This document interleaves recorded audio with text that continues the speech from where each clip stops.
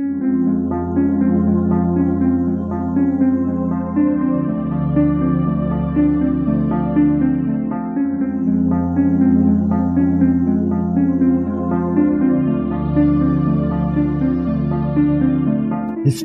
tells the story of the world and of our lives. Sometimes that history goes bump in the night.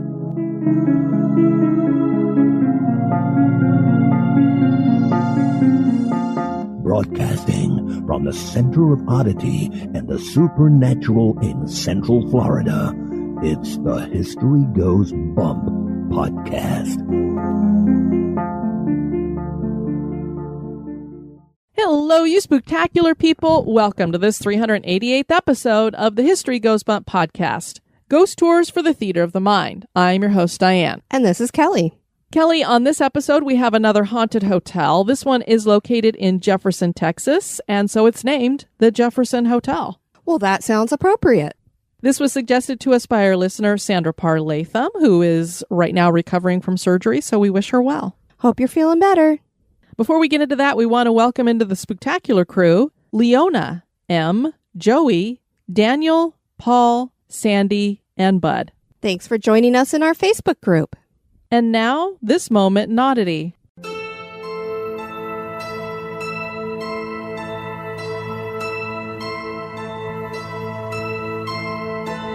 The moment in Oddity was suggested by Victoria Howard. Erfurt is the capital of Germany's state of Thuringia. It is known for its well-preserved medieval city centers. There's something else it's known for, the Erfurt Latrine disaster. There was a feud between Louis III, Landgrave of Thuringia, and Archbishop Conrad of Mainz that intensified in 1184. The Archbishop started building a castle near the border of Thuringia, and Louis III saw it as a provocation. At the same time, King Henry VI was conducting a campaign against Poland. He had heard about the other conflict and decided that he needed to mediate a stop to the issue. He was staying in Erfurt and called for a diet between the men. He also invited several other nobles to help with the negotiations. The diet took place on July 26, 1184, on the upper floor of the rectory at the Church of St. Peter's Monastery. This was a really old building. More than 100 men gathered on that floor, and the beams began to creak beneath them. They were partially rotted, and soon the upper floor fell through to the floor beneath, which also gave way. Beneath the monastery was a large bathroom with many latrines that emptied into a septic tank below that was really just a large pool full of fecal matter. The group fell through the second floor onto the latrines, which easily gave way to the pool below. 60 people were killed in the tragedy, with most drowning in the tons of excrement that had accumulated over the years. The Archbishop Louis III and King Henry VI all managed to survive. Drowning in a pool of poo is not only completely disgusting, it certainly is odd.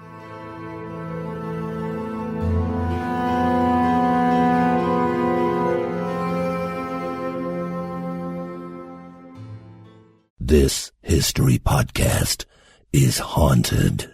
And now, this month in history.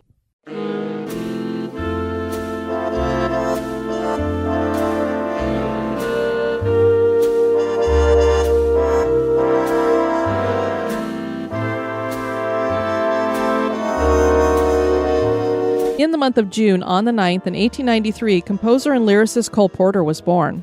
He was born to a wealthy family in Peru, Indiana. Porter loved music, and his mother helped him pursue it. He wrote his first operetta with her help at the age of 10, and at that point he had already learned the violin and the piano. His rich grandfather paid for his schooling, which took him all the way to Yale, where he became president of the Yale Glee Club. Porter would write 300 songs while at Yale, much to his grandfather's displeasure. Granddad wanted him to become a lawyer. He moved to Paris during World War I, where he hosted scandalous parties with recreational drugs, cross-dressing, and gay frivolity. He married a rich American divorcee while in Paris, and the couple would remain devoted to each other from their marriage in 1919 until her death in 1954. It was a marriage that worked for both of them, providing him cover for his homosexuality, and it gave her social standing and a best friend. Porter's Broadway career began in 1928 when 5 of his songs were used in the musical Let's Do It. His most successful musical was Kiss Me Kate in 1948, which won a Tony for Best Musical. Porter died of kidney failure in 1964 and was buried in Mount Hope Cemetery in Peru, Indiana. What's your favorite Cole Porter song? Mine is Every Time We Say Goodbye.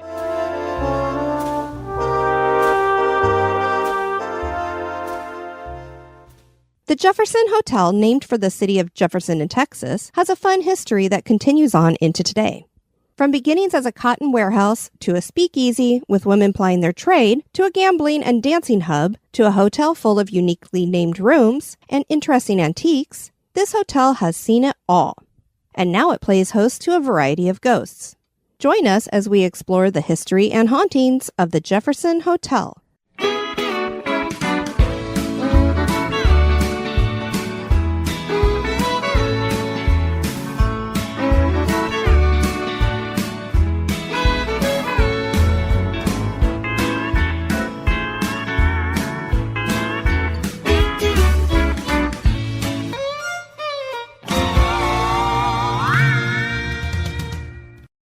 Jefferson, Texas is a really haunted city. At least that's its claim. That's not hard to believe when visiting its historic hotels. Two of the most haunted ones in the city sit right across from each other. The name of the city is, of course, for Thomas Jefferson. The city was founded in 1842 by Alan Urquhart on land ceded from the Caddo tribe. The town would become a riverboat town for an unusual reason. The Red River Raft was a log jam that stretched for over 100 miles on the Red River, and it raised the level of that river as well as the Big Cypress Bayou near Jefferson. This made it possible for riverboats to travel from St. Louis, Missouri, and New Orleans, Louisiana, to Jefferson. That lasted until the Army Corps of Engineers blew it loose with nitroglycerin in 1873, and the riverboat days died. Before this, Jefferson had been the sixth largest city in Texas with a population that peaked at 30,000. After the loss of port city status, it had dropped to 3,000. Jefferson was the county seat of Marion, and this county voted for secession prior to the Civil War. Many of the men went off to fight. The Texas and Pacific Railway was built and bypassed Jefferson in the 1870s, and its glory days were officially put behind it.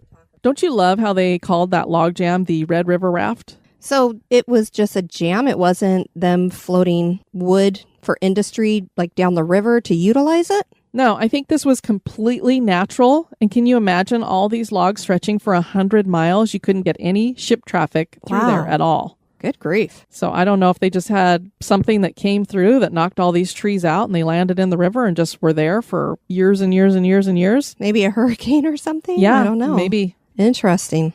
It was also during the late 1870s that the town got some attention because of a sensational murder trial. Abraham Rothschild was facing murder charges in the death of Diamond Bessie Moore. Moore was a working girl from New York who had made her way to Jefferson through New Orleans. She arrived in town with Rothschild on her arm, and the two claimed to be a married couple, although that was not the case. The two had met each other in Hot Springs and began traveling together. Moore was soon found murdered in the woods near Jefferson. The trial was intense and made news around the country. Rothschild was eventually found not guilty after first being found guilty and sentenced to die. He won on appeal, and the murder has never been solved. But I think we can guess what happened here by a few of the details. Rothschild bought 2 lunches for a picnic near Big Cypress Creek, and the couple disappeared into the fog there. Rothschild returned to town alone, and when asked about his wife, he said she was in the country visiting friends. When Moore's body was found, there were remnants of a picnic nearby. She had a gunshot wound to the head. Diane found this fun clip in the newspaper about Rothschild. The headline is Mrs. Rothschild Will Filed. The will states that no bequest is made to her son, Abe Rothschild, for the reason that he has been the cause of so much trouble to my beloved husband and myself that I have concluded to exclude him from participation in any part of my estate. Abe Rothschild, it will be remembered, was in considerable trouble. He was once indicted on a murder charge down in Texas, and many Cincinnatians remember of his escapades and of the Diamond Bessie case. Yeah, so Mom said, no money for you. She was very, very wealthy. He had another brother and sister, and they got everything, and he got nothing. No soup for you. My Seinfeld reference. Yeah. The interesting thing is, I guess he won on appeal. I can't remember exactly why they were able to appeal it, but he had one of these defense attorneys that was able to put enough reasonable doubt into the jury's minds that somebody else had committed it, that he was able to get off. but like we wrote there, it's pretty clear what happened here. I mean, if they find her with a gunshot wound to the head and you guys have been out to a picnic, I would think you'd come running to town like, hey, we were attacked. One would think. Not come to town and be like, oh, yeah, my wife, she's visiting friends in the country. Yeah, that's it. So clearly we know what happened here. But anyway, few years down the road, and I guess this would be many years down the road, this older gentleman comes to town. And he's got a bunch of flowers, and he asked to see Diamond Bessie's grave. And one of the townspeople took him over there, and he laid the flowers down on the grave and, stood there for a while and just commented how nice it was that the townspeople had set up this nice burial for her, because they actually had to buy the headstone and everything because she had no family. And a lot of people think this was him coming back to visit the grave. I don't know, out of guilt or what have you, but you can still see that today. I believe they have a fence around it now to protect it. The historic Jefferson Hotel is located at 124 West Austin Street in Jefferson, Texas, and just came under new ownership with a grand reopening in October of 2020 after major renovations. And Kelly, I have to say, these owners must have backbones of steel, because can you imagine opening a hotel in October of 2020 with a pandemic going? Absolutely not. So good for them. You've got people who aren't really traveling, so it's a really tough time to do it. These new owners are Jeremy and Pam Jones, and the Jones are so cool. I would never have thought of going to Jefferson, Texas, but as I was reading stuff, I'm like, wow, there's a lot of haunted stuff going on here. And then I read about the stuff they've done with the hotel, and we would just go here just to go to this hotel. Absolutely. And Jeremy spells his name in a cool way, too. Yes, he does. That's right up my alley, too. Jeromy. So I love that, too. They embrace the ghost stories, and here are some of their themed rooms. The Egyptian room, which contains 2 actual antique Egyptian sarcophagi. Oh, my word. A doll room. I'll pass. Yeah, pretty creepy. You want to hear what goes with that? Do you remember us watching how the Ghost Brothers and Jack Osbourne have been doing that show together? I can't remember what the name of it is, but it's on Discovery Plus. Yeah. So every so often they have videos on there that they've gotten. Well, one of the videos they shared on one of the show was this doll that was in that glass container and it like moves forward. Right. I remember. It's from this room. Oh my gosh. A nautical room, a train room, the Pride House room, the bridal suite, the honeymoon suite, a carnival room, which we're booking that one. Bigfoot room, and a masked Mardi Gras room. I think we need to stay in a different room every night. I know. I'm going to want to check out all these. So if there's somebody staying in one of the rooms, we'll just be knocking on the door going, we're just going to come through and take some pictures if you don't mind. Do a little investigation. And don't mind this equipment that we have with us too. They have filled the hotel with antiques, many of them very unique.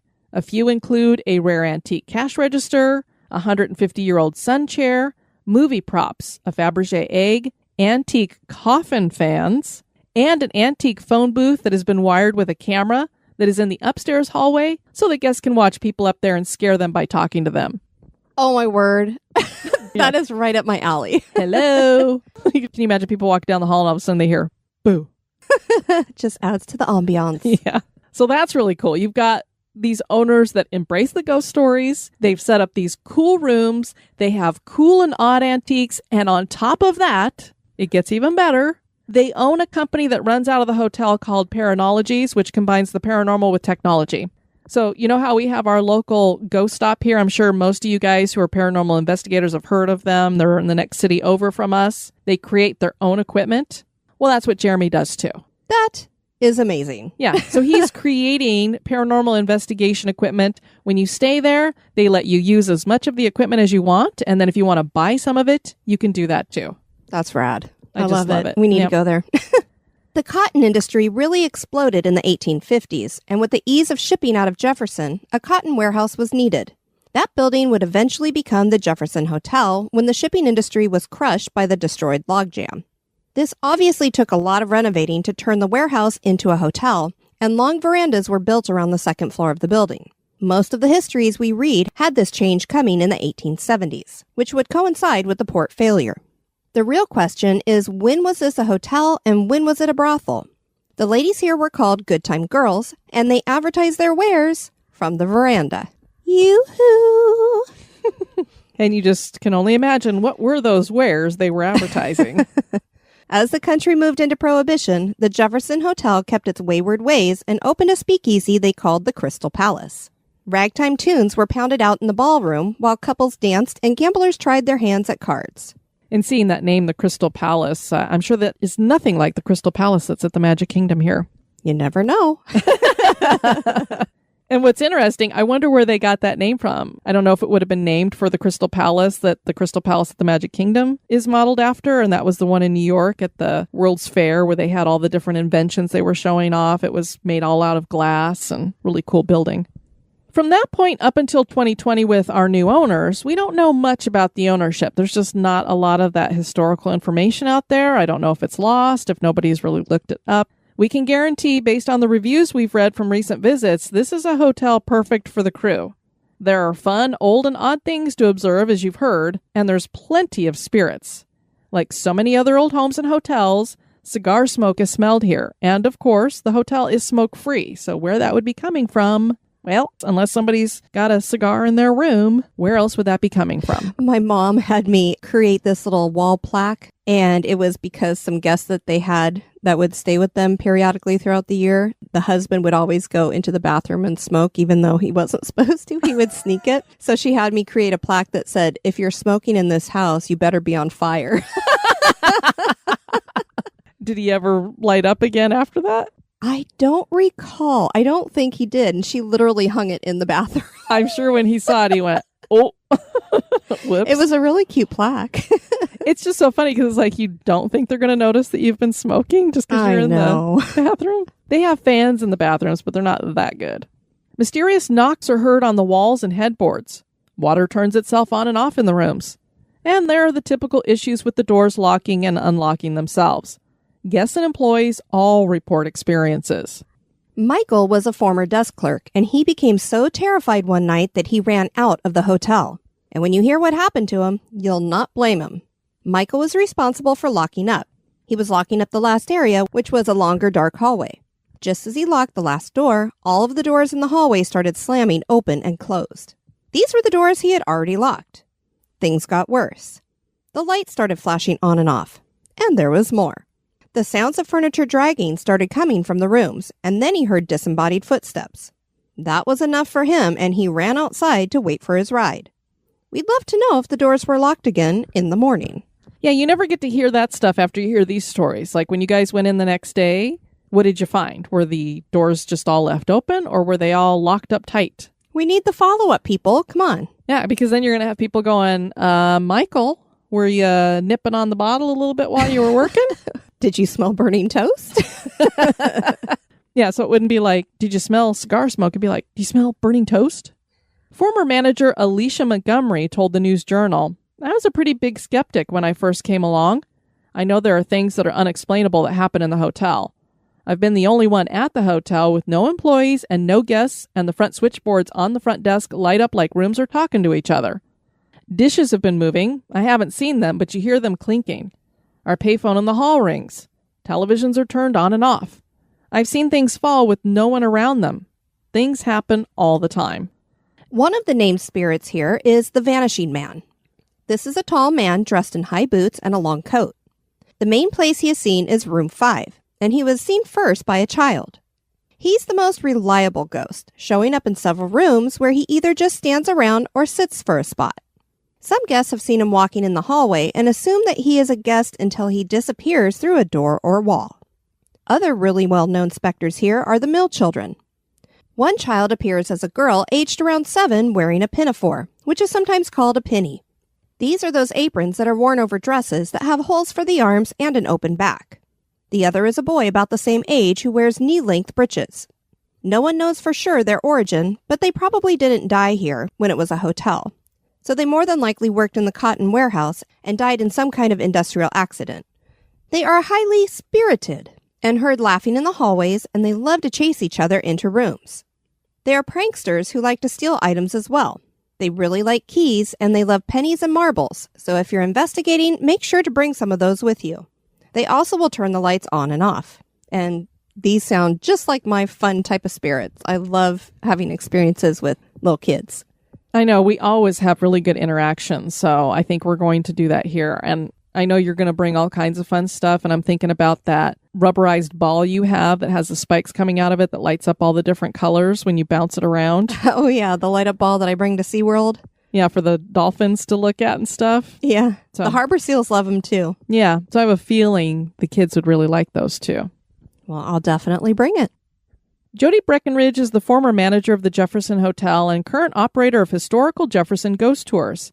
And she says of the children ghosts, when people tell me that they've seen them, I'll ask before I say anything, what do they look like? What are they wearing? Just to compare stories to see if everyone is seeing the same thing. It's always a little girl and little boy, 7 to 8 years old. They always describe her as wearing the pinafore, white leotard, and black high-top button boots. They say he has on knee breeches. It's not fancy clothes, it's just what children would be wearing every day. And of course, that's every day back in the Victorian era, so that's Correct. very interesting. Yep. Housekeeper Denise Garza said of the children ghosts, you can turn off a light and it will turn on again when you walk away. But when you walk back to turn it off, it will switch off by itself. But they'll behave when I tell them to. Sometimes I'll just say, all right, children, enough is enough, and they'll stop.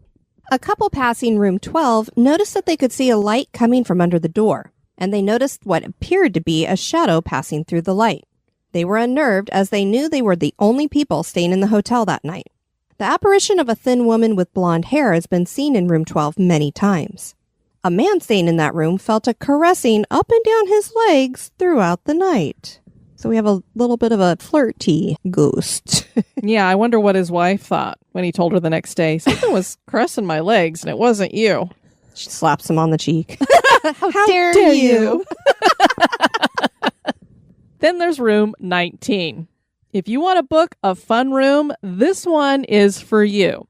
Synthrax wrote on TripAdvisor, most people who we've met staying here come for the paranormal experiences.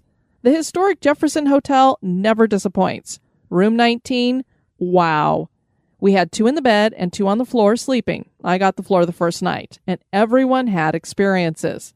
The floor planks by my head were moving, creaking, etc. when footsteps walked right beside my head, and that's in all caps. I swore our friends had gotten up to go to the bathroom, but they had not moved once they got under the covers. They were experiencing their own unique fun with the ghosts. They said they felt like they were surrounded by people who kept crowding in more and more, shaking the bed from side to side, bumping it harder every now and then. In the bathroom, after taking a bath, you'll see a message in the mirror. It hasn't changed in years, and I've tried to rub it out as well as write other messages, various methods, on it to see if they'll show up with steam. Nope. Room 19 is thought to be the haunt of Our Lady in White, because that's where her bed is located today. The Lady in White is thought to be Lydia Grisby, who was left on the day of her wedding by her fiancé. She hanged herself either in room 12 or room 14 from a 12-foot-high headboard on the bed. It is thought in 1912. Some believe she may have been pregnant, and that's why she was so distraught. This female ghost appears in a white bridal gown and has blonde hair. She usually is floating above the ground and appears most often to men who are alone. She's not only seen in room 19 with the bed, but she also appears in several other areas of the hotel. Judy's mirror used to find its home in room 19, but now it sits in room 17. There seems to be the spirit of a teen girl attached to this mirror. The legend behind her claims that she was a worker at the hotel when it was a bordello. A client stabbed her and left her to die in the bathtub. When guests take showers and the mirror steams up, she will leave messages in the mirror. Sometimes her spirit is seen in the reflection. The words she writes are usually either cries for help or sometimes they are warnings. The name Judy has shown up a few times, which is where the mirror gets its name. And now, the main reason why we picked to do this location and why Sandra had suggested it to us is she had posted an article in the Spooktacular Crew that just came out last month in regards to the mirror at this hotel.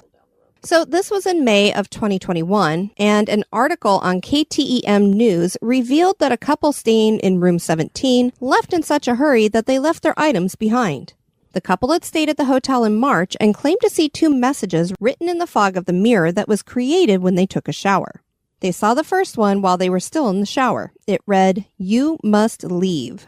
One of them got out and wiped off the mirror, a bit unnerved, but assumed it was something a previous guest had left behind to spook them. They got back in the shower, and when they were finished and finally got out for good, they were stunned to see a new message on the mirror. Get out. Clearly, this was not something a previous guest had left. The couple locked the bathroom door before closing it and dressed quickly. They then fled to the front desk where they checked out. The time was around 1 a.m. The staff of the hotel decided to document everything in a video, and you can clearly see "Get Out" written on the mirror. But it's weird because it doesn't look like something that would be written with a finger. It's too thin for that.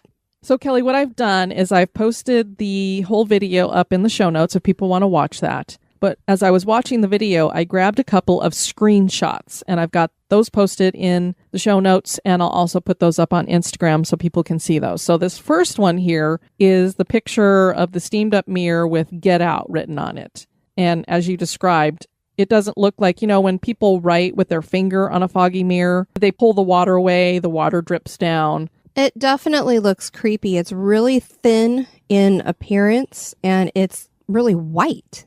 Yeah, it looks like somebody took something white and wrote on the mirror in this very thin, scraggly. Yeah, it's not print. even nice print. It looks very crazy. And a lot of it is like dripping down. And not just dripping down a little bit, like really long drips. So it was almost like what I would envision is you taking a paintbrush with a lot of white paint on it and writing on this, and then the paint is just dripping down. And then in another photo, there almost appears to be a third head between the two employees who made the video.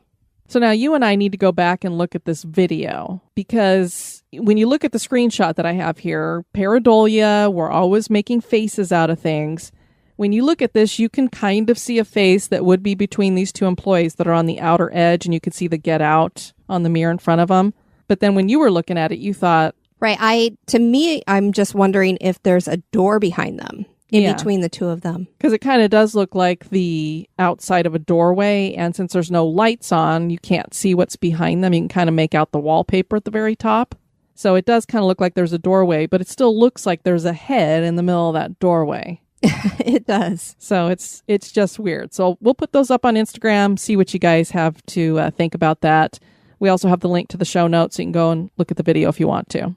The employees tried to fog up the mirror and take pictures again the next day, but this time there was no message on the mirror, which makes you wonder, did somebody go in there and clean the mirror really good? And that's why they didn't see any other message? Where did that message go? Well, it seems like it just comes and goes based upon what TripAdvisor reviewers say. Exactly. They'll get a message one day and then no message the next. Mm-hmm. Some other couples had stayed in that room previously, and they claimed that they watched as the word "help" was written across the fog on the mirror. Then the word "Judy" was written. Then "murder" appeared written backwards. That's not creepy at all. Yeah, so as if this stuff isn't creepy enough, then you've got that. And I don't know what those look like because we don't have pictures. Red rum. But here's the thing that would be very interesting to know with our investigator minds and our skeptical minds. I'd want to see, are all of these images looking the same? Exactly, like the same type of print, you mean? Yeah. So if you've got a ghost that's doing this, I would think it would appear the same all the time. Exactly. So if it's coming up as all different kinds of ways, then it's like, maybe somebody is playing games here. Also, there was this entry into the journal kept at the front desk about paranormal experiences in room 17 on December 20th, 2014. Everyone took a shower before me, and only whenever I showered, "Get Out" appeared on the mirror. So somebody didn't like that person. Clearly. The next morning, there was nothing. We turned the heater off, and throughout the night, it would be scorching hot and then freezing cold. Now, of course, when it gets freezing cold, you got to assume that you've got a ghost nearby. I don't know why all of a sudden it would be scorching hot. That journal that it's talking about, they used to have journals that were kept up at the front desk, but apparently the previous owner took those with them, didn't bother to leave those behind, which is a shame. Oh, no. Because I don't know what they're going to do with them unless they're writing a book or something. You should have left them. But the new owners have started new journals, so they will have some stories up there, but you're not going to get all these that are dated for, the previous decades. The new owners have had their own experiences already. Jeremy's father, Richard Jones, was staying at the hotel to help with the remodel, and he told the Marshall News Messenger, "I was walking out of the kitchen one day and heard a loud crash as I got into the ballroom area. I walked back into the kitchen and a big, heavy tray of about 50 pieces or more of silverware had been knocked off the counter and onto the floor. I tried to explain it away by saying maybe the air conditioner kicked on and pushed it off, but it was heavy, so I don't know how it could have happened." Jeremy was cleaning up in room 15 when he had a surprising experience. He picked up an item at the end of the bed and glanced at the other side of the bed as he stood up. A red-haired little boy popped his head up on the other side of the bed. I would have loved it if he would have said boo. Jeremy was slightly startled, but he quietly backed out of the room and shut the door. His wife Pam said, "We've heard children laughing and talking, footsteps, things like that. But one of the best things we were able to catch on camera was when my friend came here to visit us. She was walking down the hall upstairs, was taking photos, and she aimed the camera down the hall and caught a silhouette walking from the hall, through the wall, into the stairwell like it was heading downstairs. Her iPhone camera was on the live setting, so it does a few seconds of live video before each photograph, and you see the silhouette clearly moving through the wall. Now she doesn't want to come back to stay." Oh, man, that'd make me want to come back and live there. I know. I'm like, well, you caught some amazing evidence. You should want to go back. I just love, this is room 15. So we've heard room 12, 17, 19, 15. So there's a lot of stuff going on in this hotel. And other than, some messages on the mirror, it doesn't sound like anything is menacing or dark in any way. Nobody's talking about getting slapped or scratched. At the most, a little caressing. Ew. But along those lines, if this had been a brothel before, this is true. That would really match up with that too.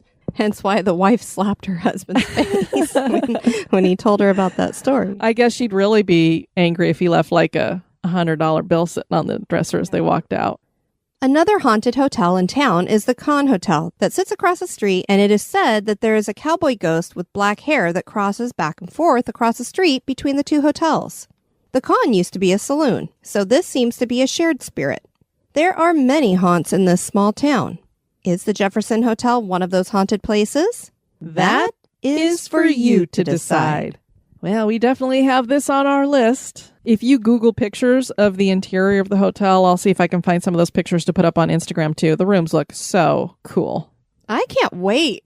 I wish we could attach it to our New Orleans trip coming up. Yeah, these people clearly fell in love with this hotel and have made it their own and just really embrace the whole thing about it. And I've heard it's a really cute town to visit too, with all the old stuff that they've got there and so many historic buildings. I think we'll really enjoy it. We want to encourage you guys to check out our website at historygoesbump.com. And if you want to send us some feedback, you can do that at historygoesbump@gmail.com. Did you see that Suzanne Silk said in the Spooktacular Crew that the Swedish word for bat is flattermus, which is literally flappy mouth? I did. I thought it was so funny. Flappy mouse. That's a pretty good description, but the word itself is a mouthful and it's funny. Yeah, I love that flappy mouse because I love bats. They're one of my spirit animals, so... Karen wrote us to suggest a location in Farmington, Utah called the Lagoon's Pioneer Village. So it sounds like another cool place to check out, an old amusement park. Excellent. You gotta love it when those places are haunted. Very, very creepy. We want to thank you guys for tuning in to this episode. I've been your host, Diane. And this has been Kelly. You take care now. Bye-bye. This episode is brought to you by our executive producers. Join me in the cemetery by becoming an executive producer. You can join on Patreon or PayPal. Check out the Support the Show tab on the website for more information.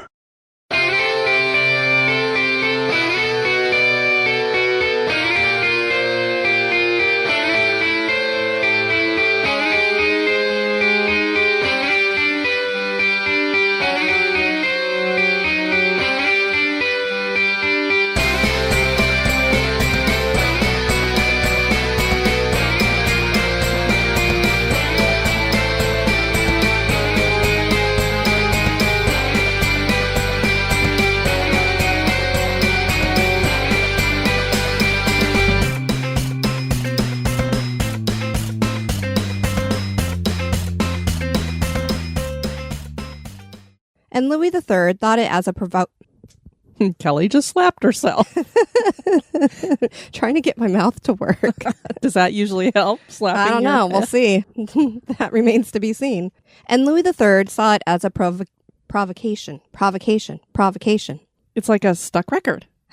Maybe that's why you slapped yourself, because that's what you do to a record if it was stuck. Hit side of the turntable. And Louis III saw it as a The group fell through the second floor onto the latrines, which easily gave way to the pool below. I'm trying to get through this. You can do it. You have a strong stomach. Come on, you can do it. Well, she almost made it, folks. Round 2. Yeah, we already tried to record this and it didn't record, so here we go again. Jefferson was the county seat of Mary. Marion. Marion. He was locking up the last area, which was a Langerburger. It's a Langer. Langerburger basket. Langer. Howard. A rared haired.